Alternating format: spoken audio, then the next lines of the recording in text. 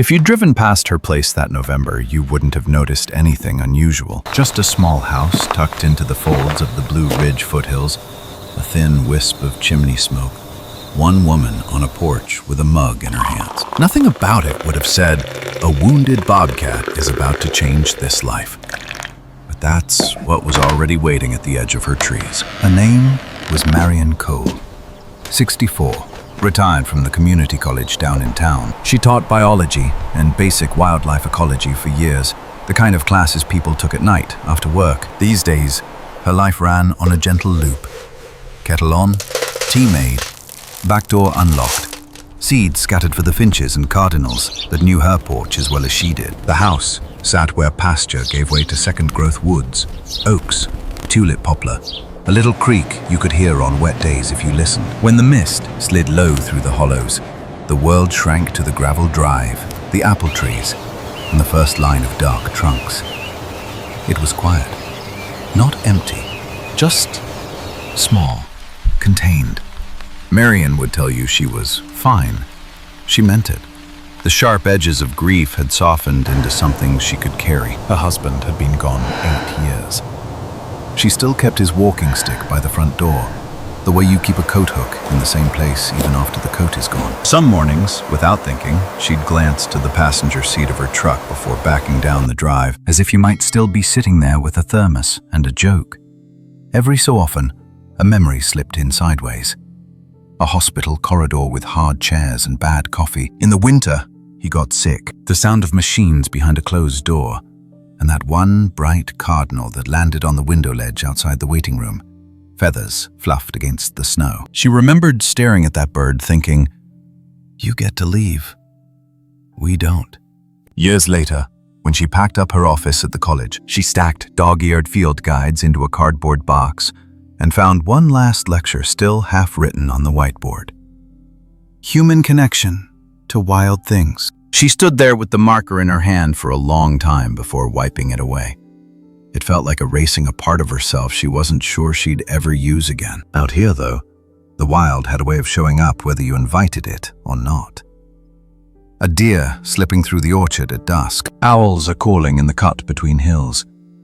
Once in a great while, tracks in the mud that made her pause. Wider than a house cat, round, quiet. Bobcat. She'd trace one print with her fingertip, then go back to her porch, her tea, her book. If you've ever reached a point in life where you thought, this is it. This is enough. My world doesn't need to get any bigger. You already know something of Marian's heart. Her days were predictable, gentle, safe. They fit around her like an old sweater. And yet, under all that routine, there was still a part of her listening for something she couldn't quite name. Maybe you felt that too. Sitting at your own kitchen table, hands around a warm cup, wondering if the story is mostly over, and also wondering what you'd do if life surprised you one more time. In the weeks to come, that surprise would arrive on 4 cautious paws, limping along the edge of her world. A wounded bobcat, thin and tired, would step out of the Blue Ridge shadows and ask her, in the only way wild things know how, if there was room in her enough for one more fragile life. Before we meet that animal up close, stay with this porch, this woman, this quiet valley. Notice the places in your own life that feel settled, maybe even finished. Because in the next part, when Marian finally sees who's been moving at her tree line, you might recognize a piece of yourself in the way her heart answers. Most mornings, the tree line was just background to Marian's life. A dark edge where the Blue Ridge woods began and her little world ended. But on this particular morning, something at that edge stared back. It was just after sunrise. Frost still held to the grass. Marian stepped out with her mug, expecting the usual chatter of chickadees and cardinals. Instead, the world felt held in one long breath. No birds, no squirrel, just a hush that made her shoulders tighten without knowing why. Then she saw it. Low to the ground, part shadow, part muscle, moving along the broom sedge near her fence. Not a house cat, not a dog. The body was compact, powerful, and wrong somehow. One front leg didn't touch down all the way. When the animal paused and turned its head, Marian saw the short tail, the faint spots along the flanks, the black-tipped ears. A bobcat. She'd lectured about bobcats for years, shown grainy trail camera photos in her classroom, talked about how shy and elusive they were, but she'd never seen one this close on her own land. And certainly not like this, limping, ribs faint under a winter coat. For a few seconds, the two of them simply looked at each other. Marian didn't move, didn't raise the mug. The bobcat's chest rose in shallow, careful breaths. One paw hovered awkwardly, not quite bearing weight. The distance between them was maybe 30 yards, but it felt like a line drawn in something deeper than dirt. Old training stirred in Marian's mind. Bobcats, mostly nocturnal. They can roam several miles in a single night, patrolling ridges and creek beds. A healthy cat could cross this valley in a few hours. A lame one, this close to winter, might not make it through a cold snap. The animal blinked once, slowly, then turned and slipped back into the brush as if the woods had swallowed her whole. Inside, at the kitchen table, the old wildlife ethics handbook came down from the shelf almost by itself. Her thumb found the chapter she used to assign. Do not feed. Do not interfere. Do not allow habituation. Clear, firm, meant to protect humans and wild animals both. She read the lines she could have recited by heart, then set the book down and just stared at it. Because the image of that bobcat's lifted paw wouldn't leave her. She thought of another day, years back, driving home from the hospital. A raccoon on the roadside dragging its hindquarters, cars sliding by. She'd told herself, "It's nature, it's not my place," and kept going. She still saw that animal sometimes, in the half-light between waking and sleep. This time, her hand moved toward the freezer. At the very back, a small packet of venison from a neighbor, long forgotten. She unwrapped it, cut 3 thin strips, and held them in her palm for a moment. The handbook's words sat on the table behind her. The memory of the raccoon sat somewhere even deeper. Out at the edge of her yard, she chose a flat rock halfway between the creek and the first oak, not near the porch, not near the door, just along the path where a bobcat had already traveled. She laid the meat down gently, as if the rock might feel it, then walked back without looking over her shoulder. Was it right? Was it foolish? She didn't know. She only knew that doing nothing felt heavier than doing this small, careful something. Sometimes the first rule we break isn't really about wildlife at all. It's about breaking the agreement we quietly made with ourselves to stop caring quite so much. By morning, the meat was gone. No feathers, no mess, just a clean, round print in the damp earth beside the rock, wider than a house cat, silent. Marian traced it with one fingertip and whispered, "You found it then." In the next part, we'll see how this one choice, this first quiet act of help, pulls Marian further across that invisible line than she ever planned to go, and why the heart doesn't always listen to the handbook. And as you listen, you might think about your own life, a time you bent a rule, not out of rebellion, but because compassion tugged a little harder. Hold that memory close. It may have more in common with a wounded bobcat at the tree line than you think. Some rule books are easy to follow, until the day something limps up to the edge of your life and refuses to fit on the page. Over the next week, Marian began to realize that the morning with the bobcat hadn't been a one-time sighting. Just after dawn, or right before dark, she'd catch a flicker of movement at the tree line.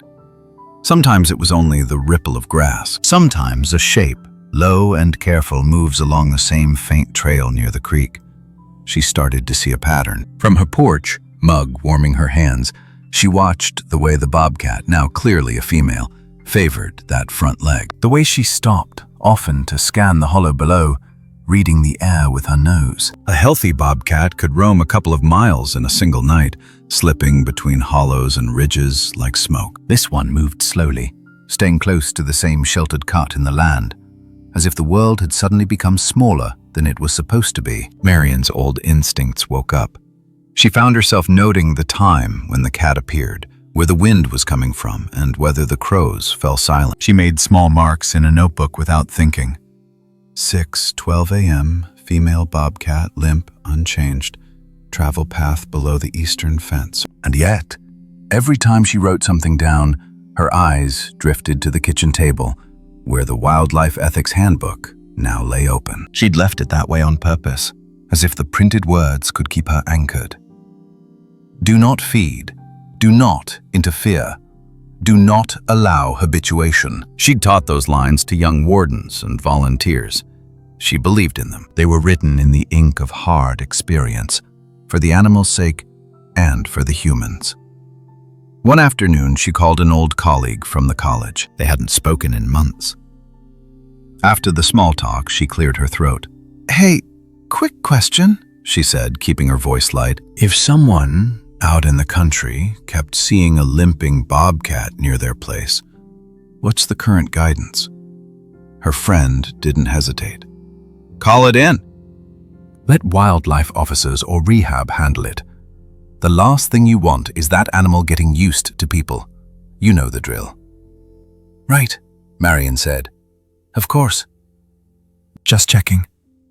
She didn't mention the venison she'd already put out, the way it had disappeared without a trace. The single paw print had felt like a thank you and a warning, all in one. That evening, she watched from the shadow of her porch as the bobcat, Lark, she found herself calling her, moved along the same line of brush. When Lark reached the flat rock where Marian had left food before, she hesitated, sniffed, and kept going.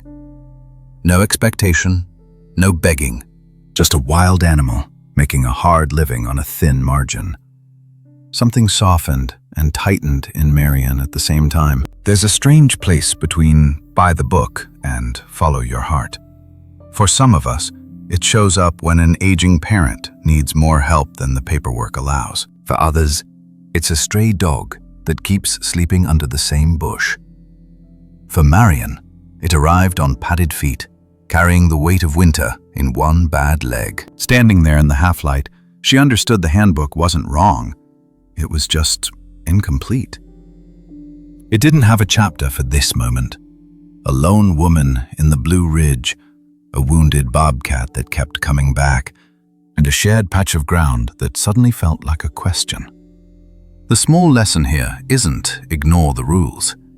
It's gentler than that. It's noticing when life invites you to look closer, to hold both caution and compassion in the same pair of hands, and to admit that sometimes doing the right thing isn't as simple as a bullet point on a page. Before long, Marian's quiet watching would turn into something more. A storm was on its way to the valley, the kind that rattles windows and tests old roofs. And on one of those wild, rain-lashed nights, Lark would step out of the dark, carrying a fragile miracle no one expected. As we move into that night together, you might think about a time when your own rules met real life and didn't quite line up. What did you choose, standing there in the middle?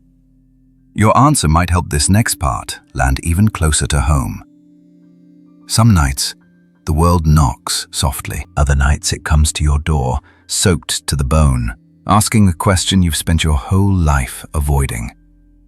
The storm rolled into the Blue Ridge just after dark, wind pushing through the hollows, rain sweeping sideways across the fields, gutters rattling like old bone. Inside her small house, Marian moved from window to window, checking latches, tucking towels against the draft under the back door. The power flickered once, then steadied.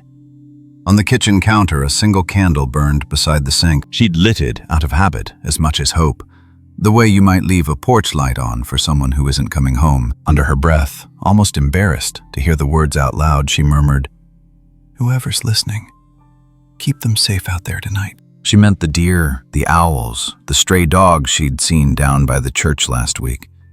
She didn't know she was praying for a bobcat. It was close to midnight when she heard it. Not thunder, not a branch. A different sound. A faint, steady scratching at the back door. Not frantic, not clawing, just insistent. Like someone too polite to bang but too desperate to walk away. For a long moment, Marian stood still in the middle of the kitchen, listening. The storm roared around the house. The scratching came again. She felt her own heart pick up in her chest. She didn't flip on the outside light. Some part of her knew this wasn't a porch light kind of moment. She simply unlatched the door and opened it a careful hand's width.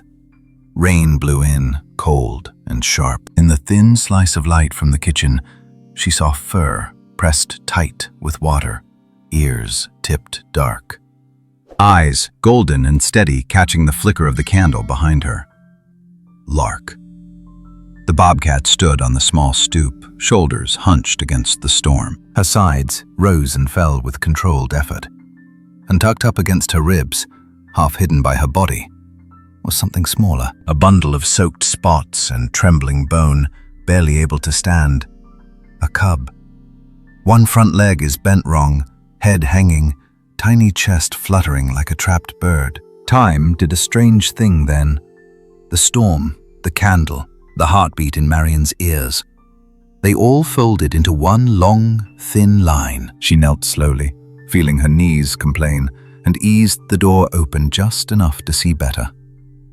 Lark didn't growl, didn't leap. She stepped back half a pace, giving space, but she did not leave. If you've ever had someone you love look at you with that silent, pleading kind of trust, the kind that says, "I have nothing left. I'm handing this to you now," you know what passed between them.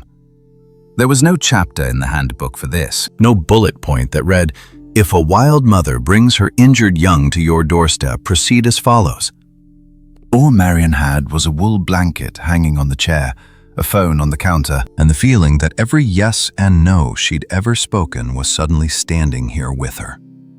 She wrapped the cub gently, feeling how light he was. Heat and rain soaked into her sleeves. Lark paced once, tail twitching, muscles tight as wire. But she stayed, eyes never leaving the bundle in Marian's arms. "You came for help," Marian whispered, more to the night than to the cat. "All right, we'll try." Inside, she dialed Dr. Nathan Harlow with shaking fingers. When he answered, rough with sleep, she only needed 3 words. "Cub, injured, wild." There was no lecture, no scolding, just, "Bring him now." Slow on the curves, the drive down the mountain felt longer than any she'd made. Wipers working hard, headlights carving out a narrow tunnel of sight through the rain. The cub lay in an old laundry basket on the passenger seat, wrapped in the blanket, breath shallow but present. Every few miles, Marian reached over, 2 fingers resting lightly against his ribs, counting. Softly, almost without realizing, she found herself humming the same tune she'd hummed in that hospital corridor years ago. Different body, same helpless love. Sometimes the lesson doesn't come in words at all. It comes in the form of a soaked bobcat at your door, asking you to step beyond what's comfortable and do what's simply human. In the next part, we'll follow Marian and that tiny bundle of spots into the rehab clinic, into the long, quiet work of healing that changes more than just one young animal's life. And as you listen, you might remember a moment when something fragile was placed in your care, and you said yes, even though you weren't ready. Hold that memory nearby. It will sit well beside this little cub on the road through the rain. Most turning points don't look dramatic in the moment. Sometimes they look like a laundry basket on a metal table under fluorescent lights. By the time Marian pulled into the gravel lot of the rehab clinic, the storm had softened to a steady drizzle. Dr. Nathan Harlow and a tech met her at the door. No fuss, no questions. Just quick hands lifting the basket and disappearing down a hallway that smelled like bleach and hay.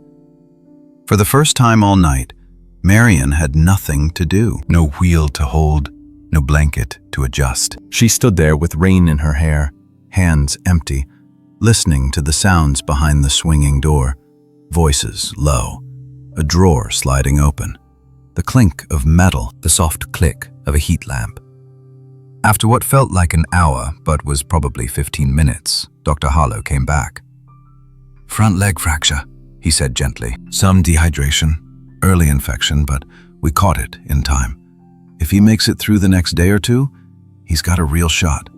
He didn't say, and if he doesn't, he didn't have to. They gave the little bobcat cub a temporary ID number, then, later, a name the staff could use among themselves. Reed. They wrapped his leg, started fluids, slipped a tiny catheter into a vein as carefully as you'd thread a needle in poor light. There was a viewing room with a pane of reinforced glass that looked into the small medical enclosure. That's where Marian found herself the next morning, and the next, and the next. Reed lay on a blanket under the red glow of a heat lamp, breathing shallow but steadier. A white cast hugged his front leg. Each rise and fall of his chest felt like a coin being flipped. Stay, go. Stay, go. Marian sat on a plastic chair someone had pulled close to the window. Same spot every time. Same old scarf around her neck. Same dented pewter thermos of peppermint tea warming her hands. On the second day, Dr. Harlow stood beside her and quietly folded in a little of what she used to teach. Out there, he said, nodding toward the blue outline of the hills. A healthy bobcat this age would be trailing his mother, learning every smell, every sound. She'd be showing him how to move with the wind, how to read a mouse under snow. Our job is to fix the bone, clear the infection, and then get out of the way enough that the wild part of him stays intact. Food came in on long tongs. No cooing voices, no fingers through the wire. They were careful. Reed needed humans to save him, but not to become his comfort. There were setbacks. One night, his temperature spiked, and the staff took turns checking on him. Another day he refused food, turned his head away from the dish. Marian watched from behind the glass, palms pressed lightly to the cool surface, whispering, "Come on, little one, just a bite. You've made it this far." If you've ever sat at the side of a hospital bed, watching a monitor blink, you know that feeling. Wanting to climb inside someone else's struggle and do the breathing for them. In those quiet hours, memories braided together, the beeping machines from her husband's last winter, the raccoon she hadn't stopped for all those years ago, the soaked bobcat at her door in the storm, eyes steady, every line of her body saying, "I choose you." Something in Marian softened and straightened at the same time. She couldn't fix everything in her past. She couldn't promise this tiny animal a perfect future, but she could show up, day after day, and hold a kind of vigil, one human watching over one small life as it tried, stubbornly, to stay. Maybe that's a different kind of second chance. Not just for Reed's broken leg, but for a tired woman who had quietly decided her important work was over. One morning, Reed lifted his head on his own and licked his uninjured paw, slow and deliberate. A vet tech smiled and wrote it down on the clipboard as a routine note. For Marian, it landed like a little sunrise. The lesson here is simple and hard at the same time. Real healing, whether it's a bobcat cub, a grieving heart, or an old regret, rarely arrives in one big moment. It comes in tiny movements, one breath, one swallow, one small sign that life is choosing to keep going. And as Reed grew stronger behind that glass, something else was happening out in the hills. His mother hadn't vanished.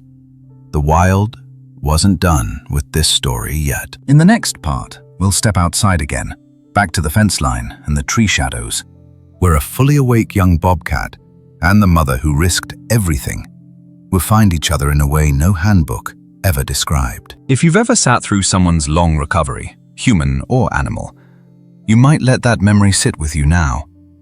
Think of the patience it asked of you. That same patience is about to meet the wild, and it has some beautiful work left to do.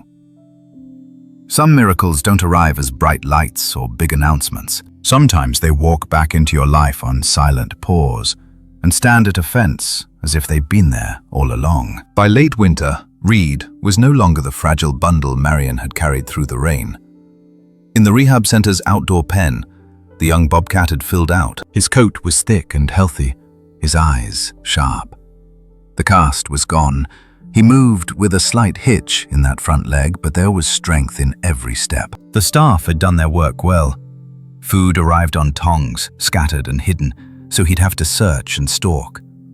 No one spoke to him like a house pet. He paced, He leapt. He listened to every breeze that slipped through the chain link. The wild part of him was still very much in charge. Marian kept her own quiet routine. A few times a week, she drove down from the Blue Ridge slopes, parked in the gravel, and made her way to a plain bench near the pen. Same scarf, same old thermos. She stayed back a little where Reed could see her if he chose, but didn't have to. One evening, the sky was thinning from blue to violet, that in-between light when shapes turned soft. Reed was at the far end of the enclosure, nose lifted, tasting the air. Marian had just settled on the bench when his whole posture changed. He froze, ears forward, body low, not in fear, but in recognition. She followed his gaze. At the edge of the trees beyond the fence, a shape waited. Golden brown, compact, still. Lark, the mother bobcat she had last seen on her back stoop in a storm. For a long beat, nobody moved. Wind brushed the grass between them. A truck hummed on the distant road. Marian could hear her own heartbeat in her ears. Reed stepped toward the far corner of the pen, the place that lined up most closely with where Lark stood outside. He didn't call out. He simply walked as close as the wire allowed and sat, shoulders squared, tail tip flicking once. Lark mirrored him on the other side. If you'd walked past just then, you might have missed it.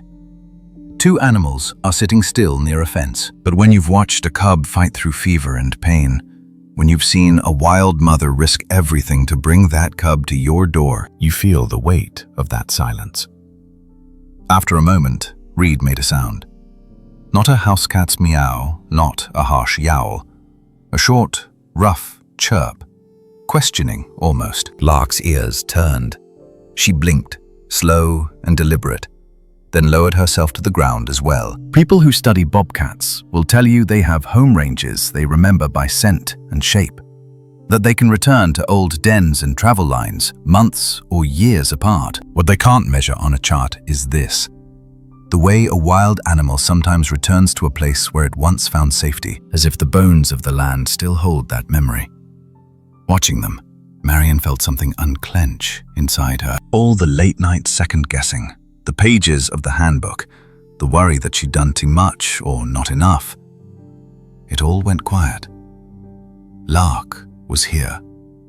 Reed was alive, and there was no fear crossing that space between them. Trust, she realized, doesn't always look like closeness. Sometimes it looks like this: a mother staying on her side of the fence, a son staying on his, and both of them choosing to be present anyway. For those of us living closer to sidewalks than to pine needles, it's worth saying out loud, scenes like this are rare. In real life, the best thing we can usually do for a limping bobcat or any wild neighbor is call a licensed rehabber or state wildlife agency early, before desperation ever drives them toward a doorstep. Help from a distance is still help. The small lesson here is gentle. When we offer care without grabbing for control, we make a kind of space that living things remember. A space they might even return to, not because they're tamed, but because they remained themselves in our presence. As the light faded, Lark finally stood, walked the fence line once, and slipped back into the trees. Reed stayed where he was a moment longer, then turned and vanished into the brush pile in his pen. Marian sat on the bench until her tea went cold, hands resting in her lap, heart strangely steady. In the next part, this quiet miracle won't stay hidden. A single article, a handful of letters, and a few unexpected visitors will carry their story far beyond that little valley and begin to heal hearts Marian never even met. If you've ever had someone, or even an animal, come back into your life after you thought that chapter was closed, you might hold that memory for a moment. Let it sit beside Lark at the fence and Reed in the pen. Sometimes what returns to us is exactly what we need to remember who we are. Some stories are meant to stay small, and then they're the ones that slip out past the fence line and start touching people you'll never meet. For a while, it was just Marian, the rehab staff, one young bobcat in a pen, and a mother who sometimes watched from the trees. It could have stayed that way, quiet, local. tucked into the folds of the Blue Ridge like a secret. But one afternoon, a familiar name popped up in Marian's email. A former student from her community college days, now a freelance writer for a regional conservation magazine. She'd heard a rumor from Dr. Harlow. Retired instructor, wounded bobcat cub, mother returns to the fence. I don't want to sensationalize anything, the young woman wrote. I'd like to listen, if that's all right. So they sat at Marian's kitchen table a few days later. 2 mugs of coffee, a small recorder between them. Marian told the story the way she remembered it. Not as a fairy tale, but as a series of small choices. The limp at the tree line, the meat on the rock, the storm, the knock, the laundry basket under the clinic lights. The moment she watched Lark and Reed sit on opposite sides of the fence and knew every late-night doubt had been worth it. The article that came out a few weeks later was simple.